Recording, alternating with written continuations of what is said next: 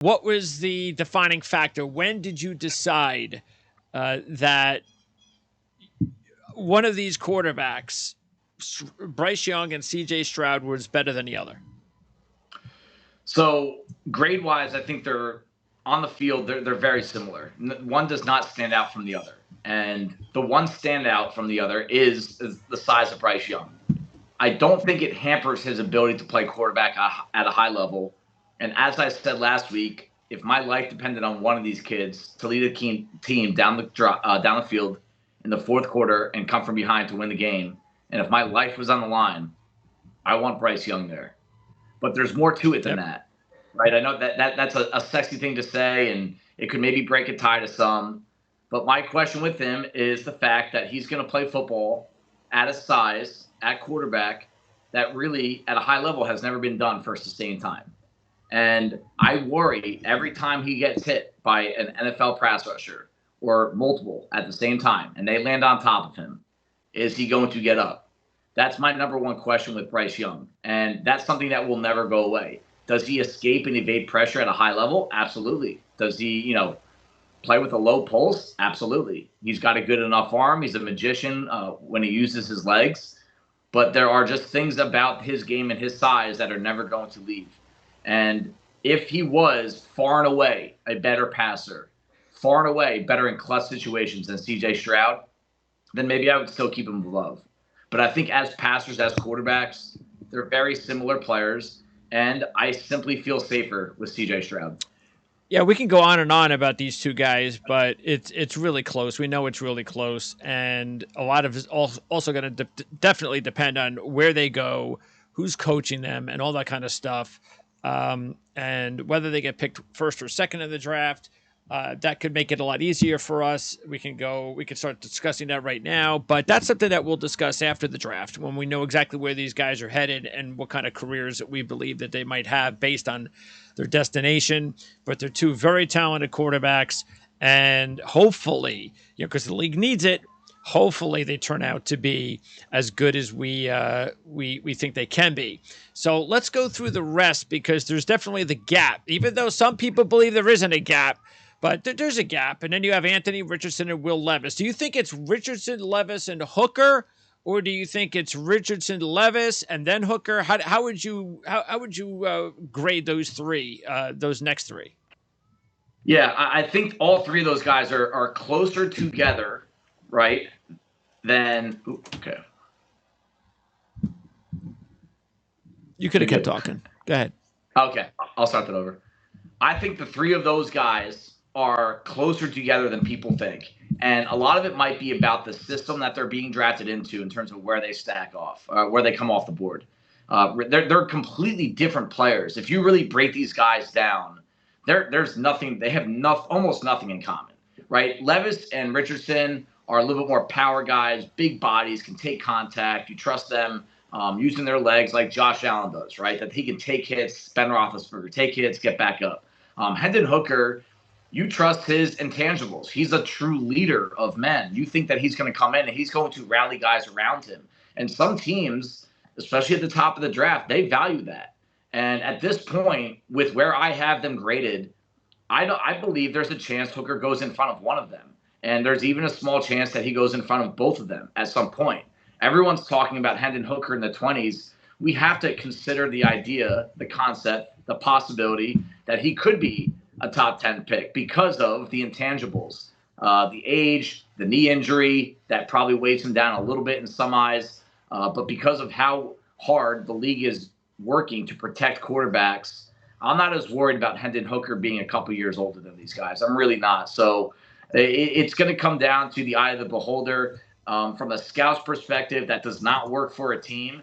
I don't see one of these guys that has a bunch of standout traits above the others. And when you mash them all together, they really are similar prospects grade-wise. I could have sworn because now we're at the point where I look at some of these, like I'll look at, because I have ESPN Plus, and I'll see the Mel Kiper, I'll get emailed his latest mock draft, and okay, well, let me take a look at it now. Let me see exactly what their thinking is compared to your thinking.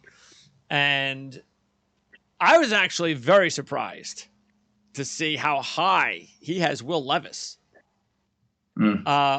He's been high on Levis from the beginning. And is that a shared thought? Like, again, these are your rankings, but I do want to talk about that. I want to talk about what are the biggest differences, and starting at quarterback. Here are the two things about Levis that if you are a supporter of him and you want to make the case for him being the number 3 guy in this class, you can make a case behind two things. One, he was really hurt this past year. Yes. Not much got put out there how bad that lower body injury was. And it hampered him. And he was in a new system with nobody to throw the ball to. He was missing his running back for a long Rodriguez due to suspension. So we're talking about a guy that was just overmatched personnel-wise week to week with an injury in a new offensive system. Part two that I like about Levis that these other guys don't have. Bryce Young, you could make the case he does have this. But again, he's not really in this discussion with Levis, right? He played under 2 different NFL offensive coordinators. And the 2 most popular coaching trees in the NFL are who? Shanahan and McVay. Those are the 2 trees that taught Will Levis football for 2 years. When you watch Will Levis, I got excited when I watched Levis from a scout's perspective this past summer leading up to the season. I was thinking it was going to be him or Bryce Young, no question, right? And then the poor season kind of clouded that vision. What was the reason for the poor season, right? And I even, part of my deep dive on the quarterbacks, I went back and watched 2021 tape. And he was, without a doubt, better back then. He really was. He was a better football player, and maybe he had an off year. This happens in the NFL, especially with a young quarterback that is raw, overly talented, and still the one thing that I don't think Levis has learned yet, he can't rely on his talent to make things happen. It will not work in the NFL. There are so many mental components, proper decisions, and you have to be so precise with your ball location. He has not learned that yet. He is talented. He's as talented as any quarterback in this class. But that's not what it takes to win at the next level. It's between the ears. And, I think the interviews with him are going to be really important. How much did he really soak in from those 2 offensive minds, from the 2 best coaching trees in the NFL? Can he apply that to Sunday football? The thing about he kind of, in a way, reminds me of Sam Darnold.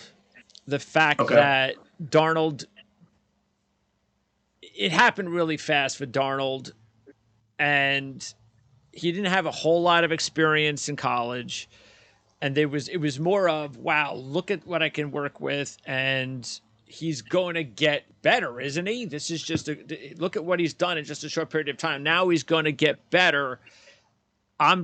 That's what we're doing. That's what we're doing here with Levis. We're projecting that, but to me, I think he's 3 years away. I think you have to be patient with this kid. You can't do like what the Jets did with Darnold, or maybe even what they did with Zach Wilson. You can't draft Levis and throw him into the week 1 starting lineup. You can't do that. That might ruin him. He needs time. Just like I actually think Hooker could be thrown into this week 1 starting lineup. Levis, Richardson, they need at least a year, and I actually think they should have 2 years like Jordan Love.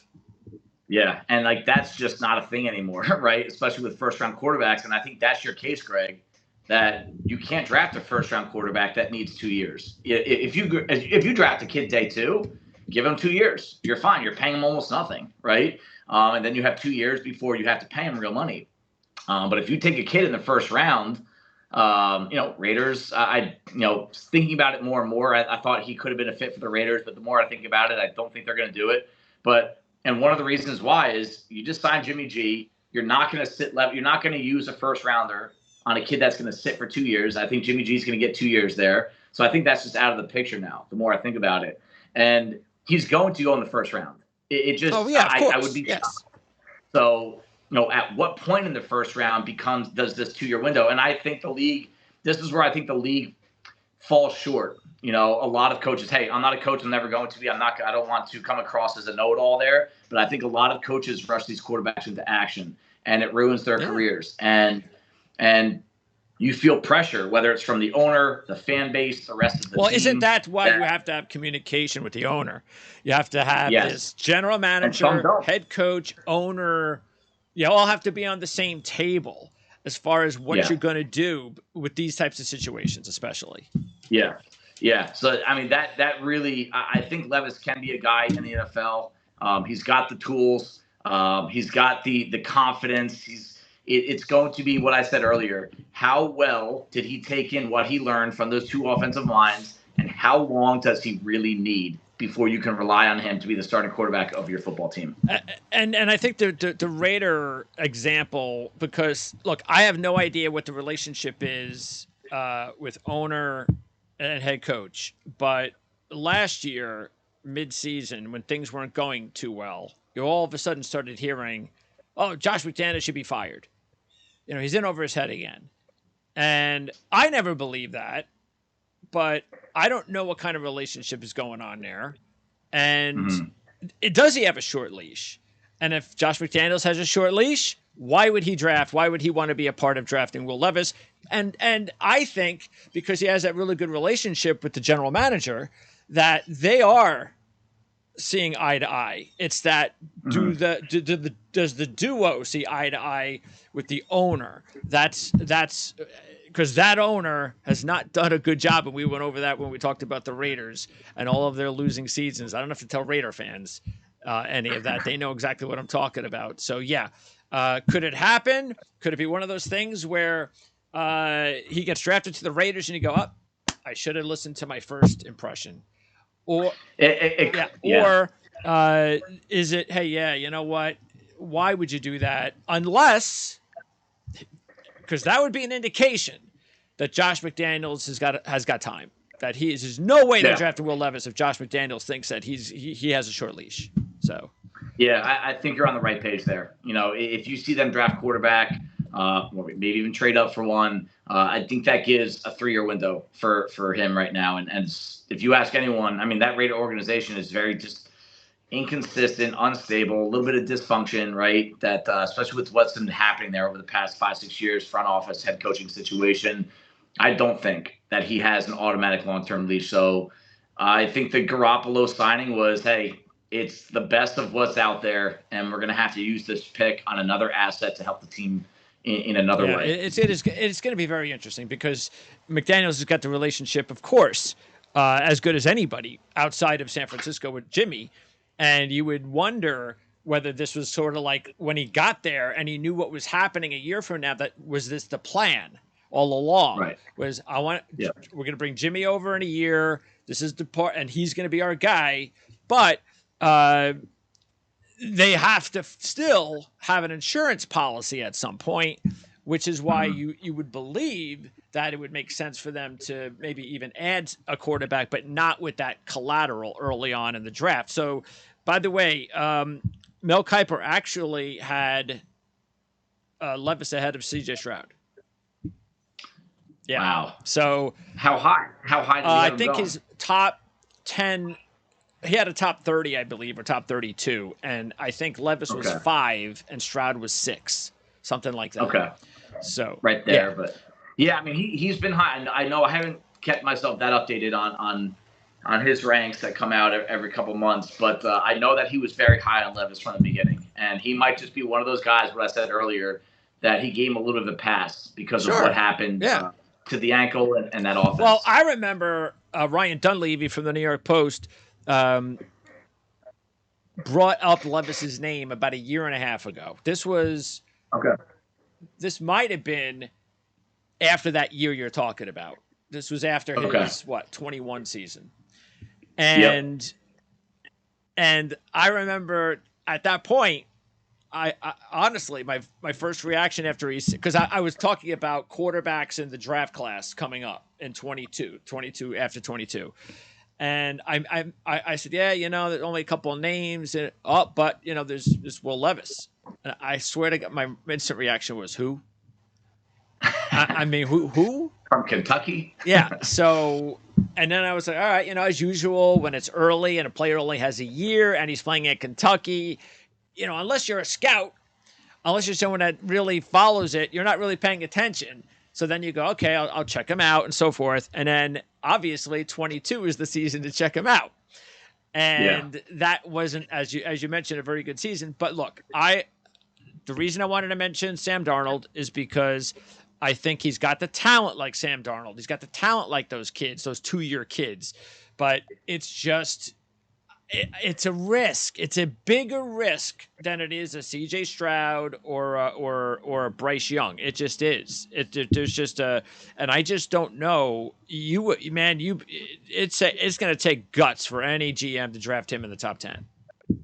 It is, and a plan. I think that's the most important part that you didn't get with Darnold is what is the plan? And the plan might be, hey, you're third string, no matter what happens to we could lose 4 quarterbacks to injuries. You're still third string. That's why a Raider type situation would work perfectly for him. Right. Yeah. I mean, and even if injuries start to pile up and they're 2-11, hey, let's give them a start. No, I think the plan needs to be keep them off the field, and I feel the same way about Richardson. And I do, yes, and I believe both of those kids could turn out to be real. And look, there and I know fans can even compare, especially Richardson, to a Josh Allen. He wasn't very accurate in college, and look at what happened. I will say this because this is important. What Josh Allen did in overall, going from his lack of accuracy in college to how accurate he's been in the NFL, is extremely rare. Those things don't happen very often. So to just go, oh yeah, Josh Allen did it, so Anthony Richardson can do it.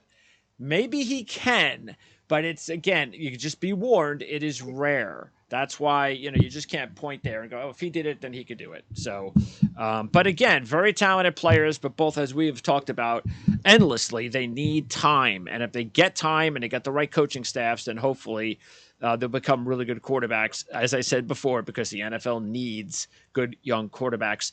All right, so once you get out of the top 5, so let's get to that next group. So when do you think Haener, Hall, McKee, those 3, when do you think they're going to be looked at? So I still like Haener at exactly in the way that I talked about when we first mentioned quarterbacks months ago.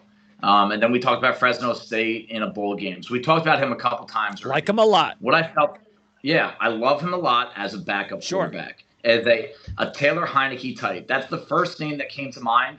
And again, I don't like to be told, hey, come up with a comparison for this player. But if something pops off the tape, I'll mention it.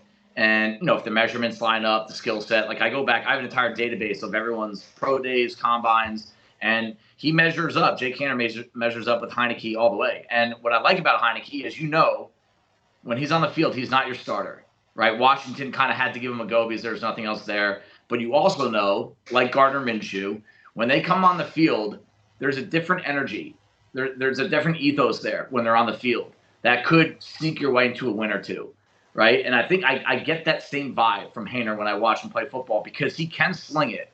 He's got a powerful arm when his hips are involved. When his hips are not involved, you see the lack of pure arm ability, and that's okay. Not a very big kid. If anything, he's actually a very small kid. He's smaller than what he's listed at. Just his body type, short limbs. Not a great athlete, but a good enough athlete to escape pressure, and that's where the lack of size can actually help him out. He can evade pressure well enough to create on his own, and I just trust his decision-making. This is a kid that did not turn the ball over much, and when the throws were there, he made them, right? We just got done talking about Richardson and Levis, and the most frustrating part of their tape is they miss a lot of easy throws. You are not allowed to do that in the NFL. Haener does not miss those easy throws. He's not 6'4" and runs a 4.3 at 940 with 250 pounds on him, right? I mean, and sometimes I think we get a little too attached to those numbers. I mean, Haener has it between the ears. You know that he's not going to be I don't see him as even a Brock Purdy type, where he's all of a sudden going to kind of just take over a team and lead him to the NFC Championship. But Why is that? He's going to be, I think the Purdy had a little bit more arm talent than him, and he had a lot more experience than Haener coming out of college. He played an NFL-style offense at Iowa State. So there was just less curve there for him to adjust into. I mean, could Haener turn into that 5 years from now? I mean, the answer is yes to everyone. Tom Brady can turn into Tom Brady, a 6th-round pick. But as a rookie, I don't see Haener being that guy. I see him being, that Chase Daniel, Taylor Heineke type that can, give you a solid game or two, but law of average usually will rule in all these situations where if you give him 10 starts in a row, you'll say, okay, we're good. Put him back on the bench. So I mean, he was coached for just this past year?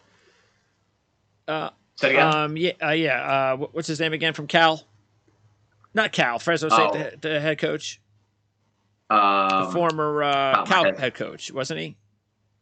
Yes, the former Cal head coach. I'm going through my notes right now. Tedford. Yes. Jeff Tedford. Yeah. Yep. So we know that he's a really good quarterback guy. He coaches quarterbacks really well. So what about that? Shouldn't that be a plus for Jake Haener as well? Yeah, it could be a plus. I mean, I'm not going to beat him down for who he was or who was not coached by him.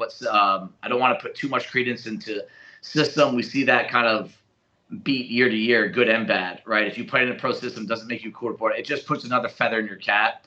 What this does is, he's going to be ahead of the curve. Yes. Meaning he's not going to have a hard time learning an offense. So he could be your number 2 right away.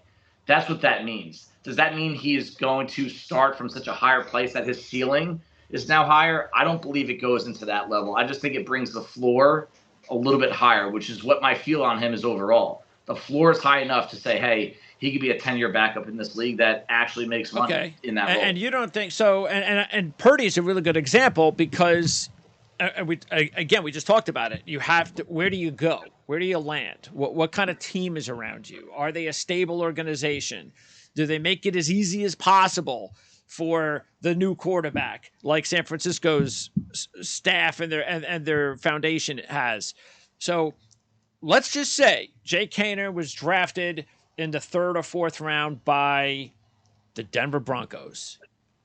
Okay. And a couple of years from now, it's time to move on from Russell Wilson.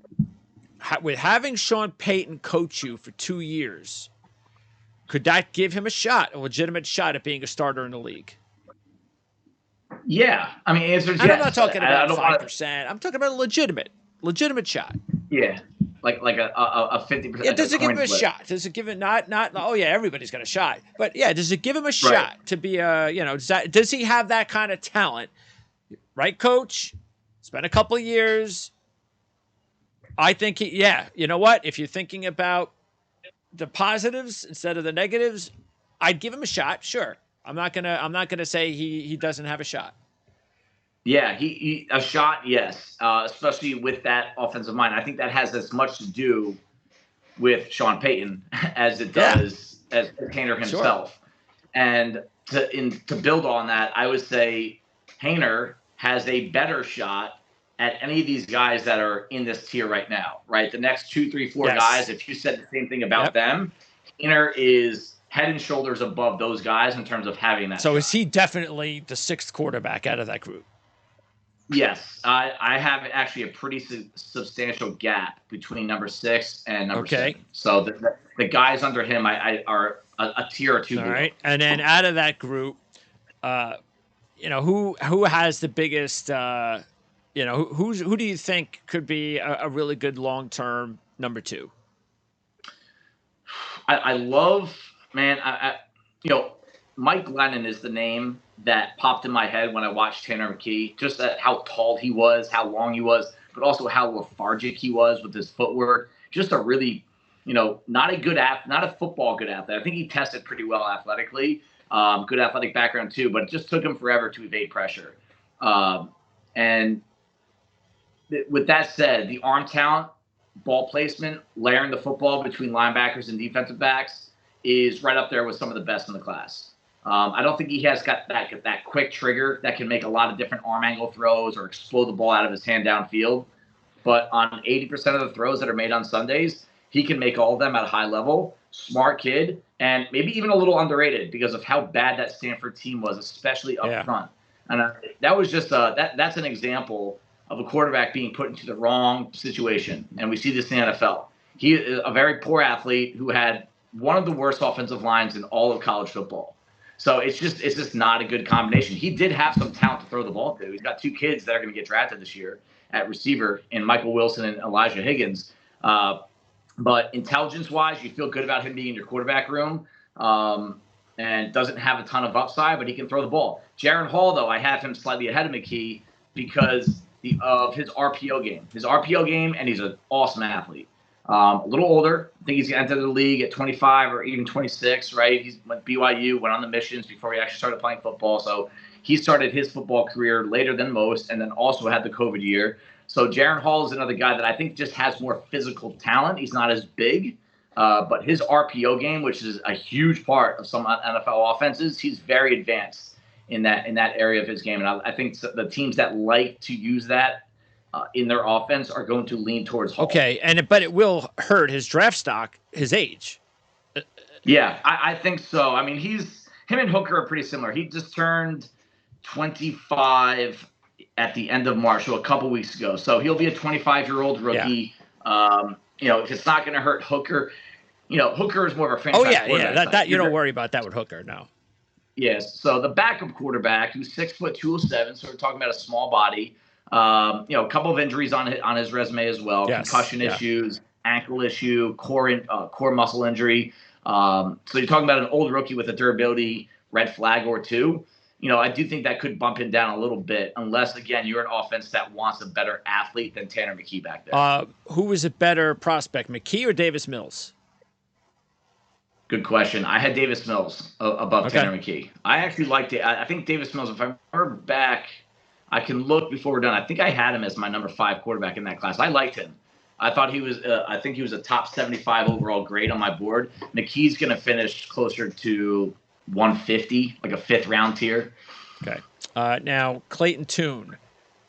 I really didn't think much of Clayton Tune until this past year. Really impressed with just overall. He's got a lot of what you're looking for in the NFL, and I think he could be a really good backup. Somebody that could, especially under the right system, he could be somebody that would be that could find his way around the NFL for a while. Yeah, that offense, Dana Holgerson's offense really has not produced a lot of talent that went to the NFL at quarterback and really stayed in the NFL for a long time. So the production, I think he had 40 touchdowns this year, which is only behind FBS, Bryce Young and C.J. Stroud, right? Or sorry, Caleb Williams and C.J. Stroud.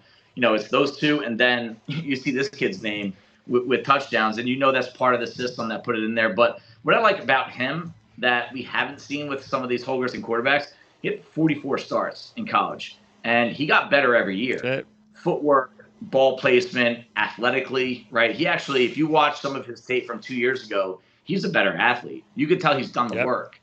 So how long does it take for him to adjust to an NFL-style offense to the point where, hey, you're a snap away from being under center for our football team? I don't think it's going to be year one. So I think you're drafting a third-string quarterback no matter what.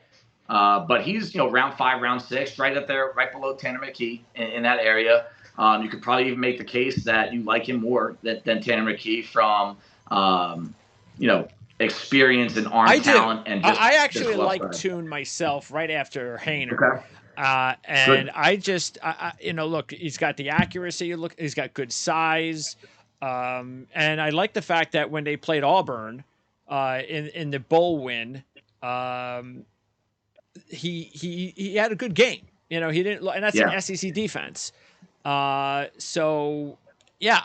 really like him as a gamble backup that you never know what you have moving forward, because that's what you're getting in the middle rounds, late rounds. You're looking for that. Mostly you are looking for a guy that can be definitely a career backup for you, no question. Yeah. But you are also looking for, hey, you know what? Is this a guy that I think has a shot? And see, because I look at some of these guys like Dorian Thompson-Robinson. I think he's 10th on your list. Okay? Yep. I'll just say it right here. No shot. No shot. Okay. Now, maybe he finds his way third string, but no shot. I give him 0. I wouldn't say that about Stetson Bennett. Now, you don't have Stetson Bennett in your top 10. He's just outside of it. Aiden O'Connell's outside of it. Max Duggan's outside of it.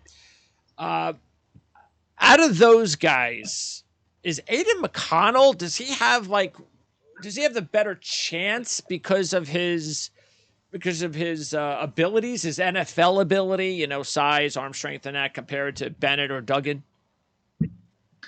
Yeah, there are going to be a lot of teams that, if they're still, hey, we want the traditional drop back passer, we don't care about the athleticism that much, they'll lean in that direction. You know what you're getting. Also, another kid that's going to be great for a quarterback room, just really smart, kind of like a coach type player. A few scouts that I have had the opportunity to talk with, once their work was done, they said that this is the one that leads the room or leads the group in potential head coach potential down the road. Just has that kind of presence about him. And those are the kind of guys you want in your quarterback room. And when you are looking for a backup quarterback, I truly believe some teams are not looking for the physical quarterback. They're looking for the mental addition to the quarterback room for meetings, game planning, bounce ideas off after. And you could see on Sundays how involved these backup quarterbacks are with the tablets and especially with a younger quarterback. And if you get O'Connell in your system, and then, 3, 4, 5 years down the road, he's still there as your backup, and you draft a rookie. That's an inviting situation. That's called a support system, right? When we talk about a support system for a young quarterback, it's not just offensive line, receivers, running back. It's a backup quarterback that can really lead the way. I don't think anyone's going to view O'Connell as a starter. The physical upside just isn't there. I think he's got a really awkward lower body, really awkward mover. He's got that Phillip Rivers kind of throwing motion that, yes, it works for him, but it doesn't work for others. Not overly experienced. I think he has 27 career starts under his belt. I just have the feeling I have with him. I watched a lot of O'Connell. I watched a lot of Purdue because I got really into the receiver, Charlie Jones. And, I just thought he was really inconsistent when pressure came his way. And he was not a good enough athlete to evade it himself and create on his own. He had some stretches of games where he was, wow. Look at this guy. I mean, he could be a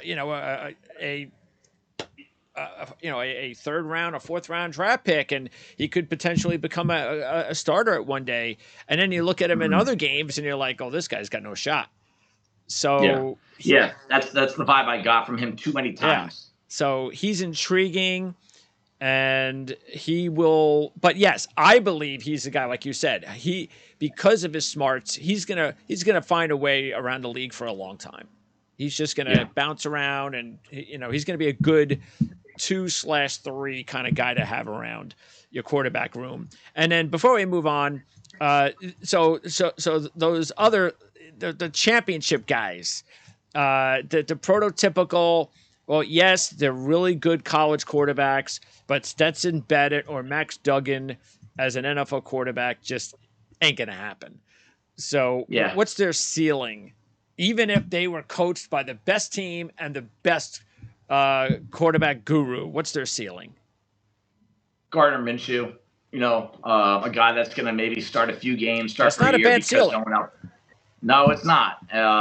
Hey, my line on Bennett is if you love Bryce Young, you have to at least like Stetson Bennett. Yes. Not in the same tier, but they're both undersized, but they're both leaders. They're both gamers. They both evade pressure. They play football very similar style.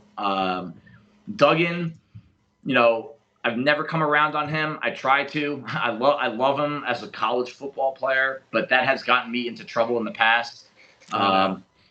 He misses too many throws. I think two things were manufactured for him. But, hey, I like competitors. Here's another reason why I like those two, in addition to Dorian Thompson-Robinson, is in most cases, I think a lot of teams get this wrong with their backup quarterbacks. I want a guy that can create with his legs. That's a personal bias of mine. They're not a starting quarterback, usually because their arm talent is not good enough, right? Or their processing is not quick Absolutely. enough. Let's create something with this kid. Let's bring some energy to the defense. And I think all three of those guys can do that at a high enough level, and they did it in college. They could be very intriguing backups, no question about it.